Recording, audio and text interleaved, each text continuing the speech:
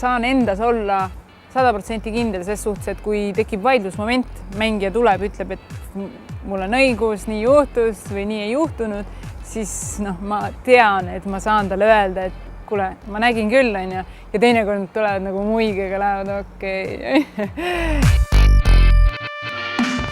Tihti ma kõndisin tänaval niimoodi igaks juhuks kerge malvenaeratusega ringi, sest väga tihti tuli seda, et ma nägin sind, et mis juhtus, et miks sa ei öelnud tere või niimoodi noogutasin sulle ju, siis okei, et ma küll ei näinud. Et nüüd sa näed kohe kaugelt ära ja ma ütlen, laulupeol nägin sõbrannat laulukaare all, ja nüüd ma vaatan ka tihti kodus aknastki välja, vaatan seal kaugel mingi autoristmikul kuskile keerab, et need detailid, mida ma isegi nagu ei püüdnud näha või ma arvasin, et neid ei näegi, et neid ma olen nüüd märkama hakanud.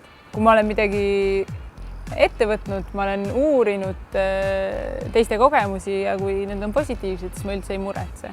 Et mul on mitu tuttavat, kes oli ka teinud selle sama asja läbi. Hind nii väga ei hirmuta võrreldes sellega, mida sa saad.